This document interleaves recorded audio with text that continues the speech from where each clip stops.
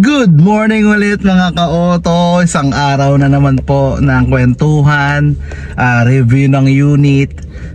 Teka, nakasubscribe na ba kayo? Kung hindi pa, pakisubscribe naman po ang channel namin. Bibigyan ko kayo ng 5 seconds para mag-subscribe. Ito na ang 5 seconds nyo. 1, 2, 3, 4, 5. Pakisubscribe naman po ang channel namin at samahan nyo po kami sa isang unit review natin ngayong araw. So simulan natin yung video na yan. Let's go!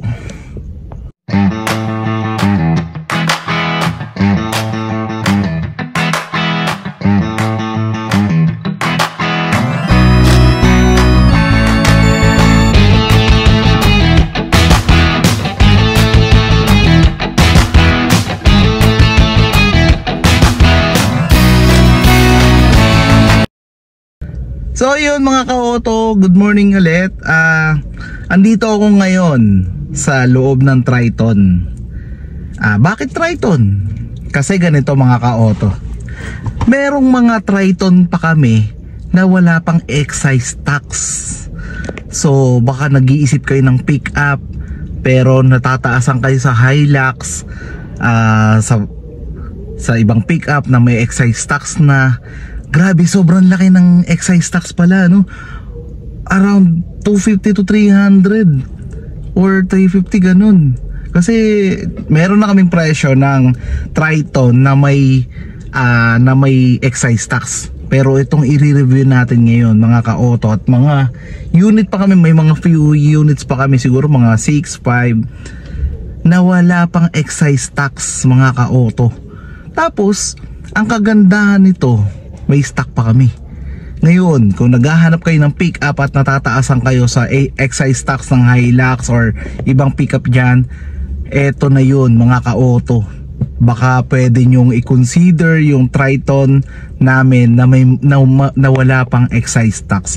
Kontakin nyo lang ako dito sa Mitsubishi Taytay. Bibigyan ko kayo ng magandang deal. Mababa pa yung down payment nito mga ka-auto. I think naka 0 down pa to. 0 down na walang excise tax. Saan ka pa? Diba? So tara, simulan natin yung pag-review nitong Triton na to. Let's go!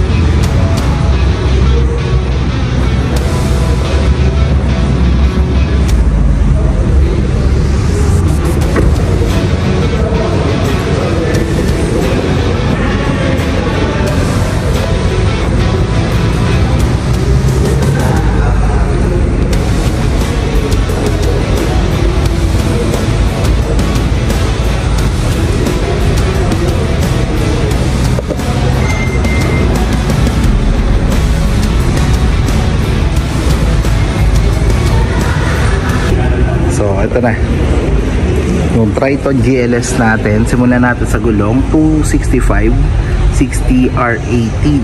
So 18 inch yung mags nito. So yun, yung pagdating sa ilaw, multi-reflector LED na with auto lighting na. Then ito yung fog light. Yan. So ito yung front fashion nya. So yun, no? O, pasukin naman natin ang makina mga ka-auto. Let's go.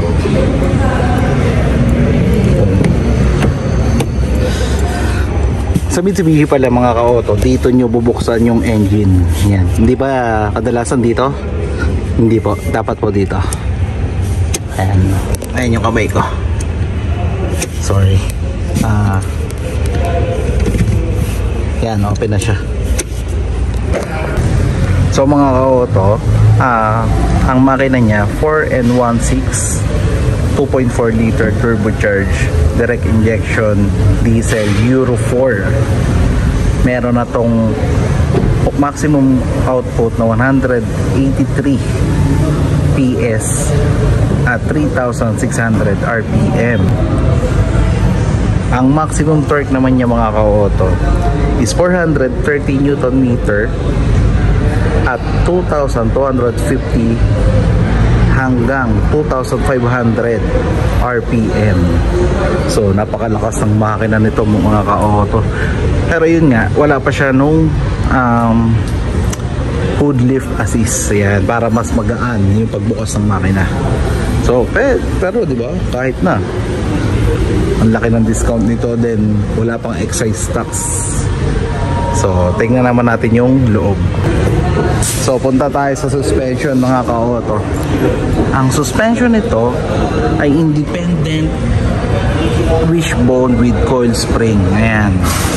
Tapos sa disc, ventilated disc. Ayan. Then sa likod naman,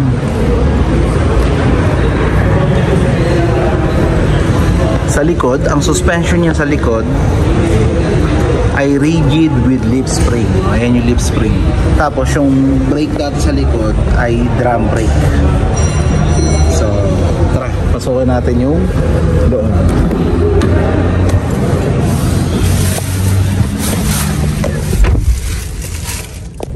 So dito na tayo sa loob mga ka-auto. Ito yung legroom niya dito sa harap. Yan. Tapos yung room height, ito.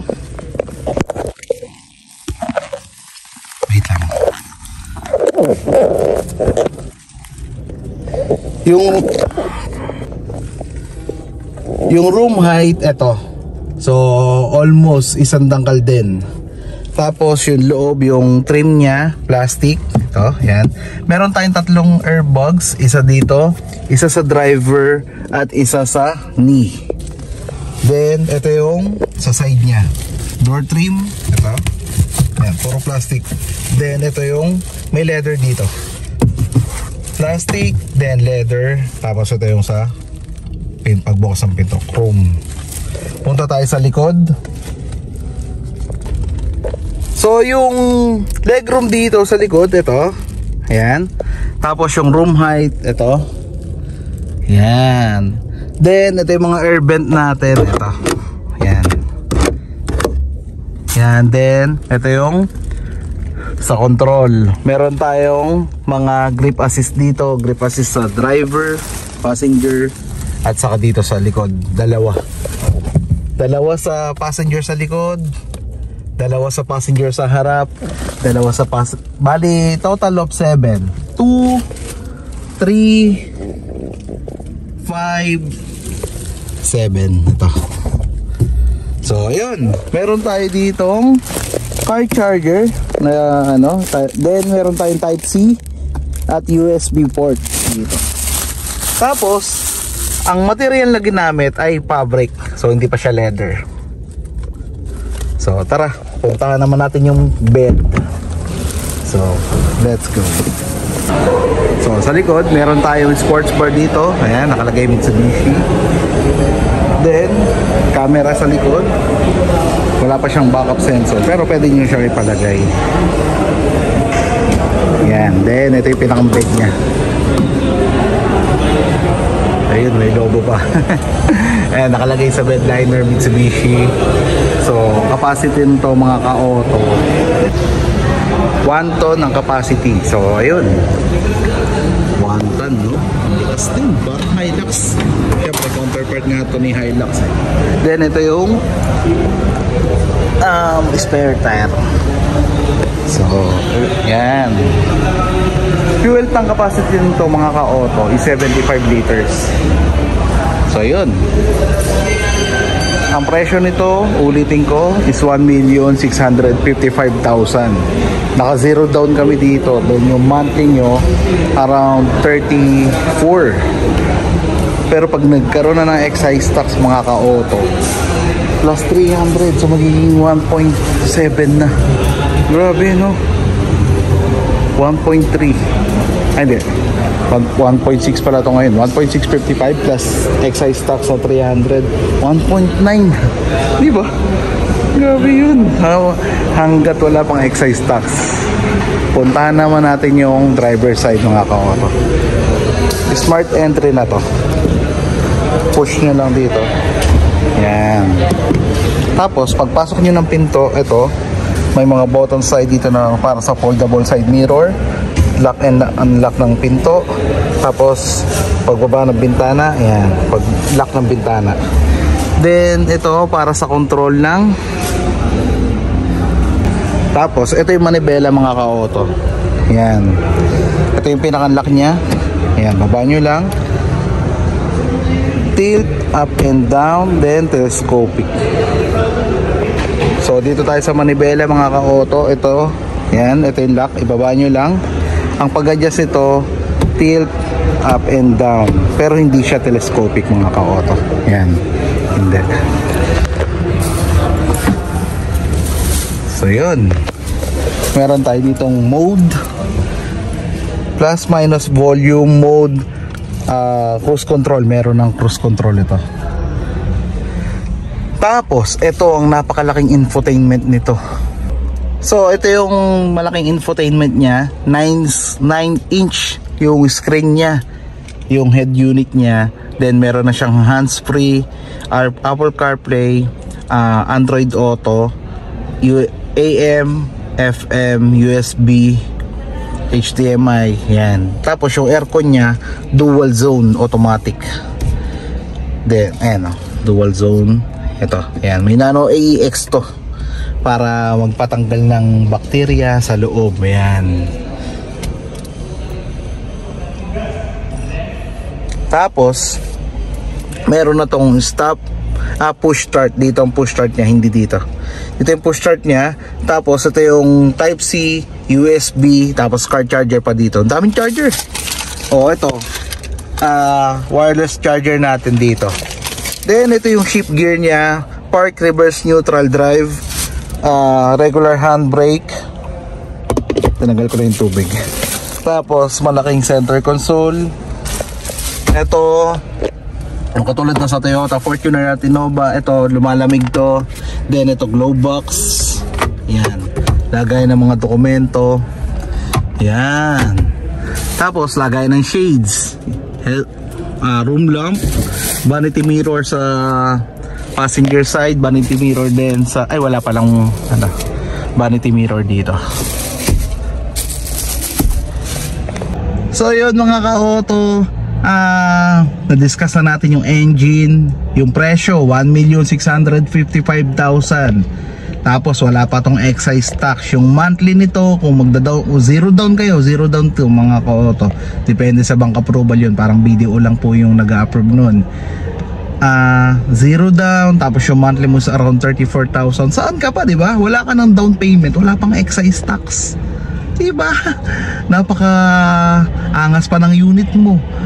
Unlike sa Toyota Hilux na talaga namang mataas ang down payment, at the same time may excise tax pa. Meron kaming 6 na unit pa. So kung naghahanap kayo ng pick up na mababa ang down payment, walang down payment, wala pang excise tax, puntahan nyo na ako dito sa Toyota Taytay. Ay, sa Mitsubishi Taytay.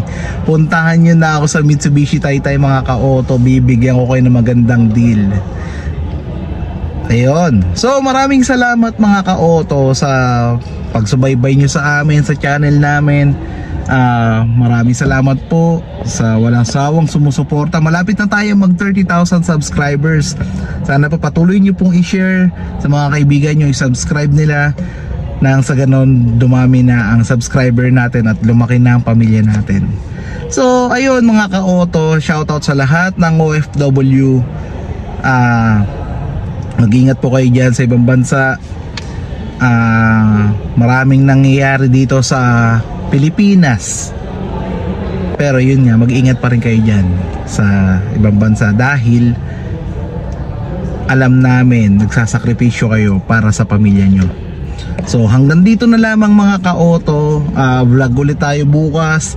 Sa susunod, padamihin natin na padamihin ng mga pwede nyong panoodin, pwede nyong tambayan. Huwag nyo po i-skip yung ads mga ka-auto ha. Malaking tulong po sa channel namin yun, lalo ngayon magki-Christmas. Hanggat maaari, parang commercial lang. Commercial naman talaga yun. Pampatanggal umay kung naumay na kayo sa vlog namin. Ayun, pakipanood po ang lahat ng mga ads namin. Wag po kayo mag-skip. So maraming salamat mga ka-auto. Vlog po ulit tayo bukas. Hanggang dito na lamang mga ka-auto ang pagkukwentuhan natin. Tandaan nyo ha, Triton, meron pa kaming mga units na walang excise tax. So kung naghahanap kayo at gusto nyo makatipid, makaiwas sa excise tax, kontakin nyo na ako. Maraming salamat po. Hanggang dito na lamang. God bless po sa ating lahat. Bye!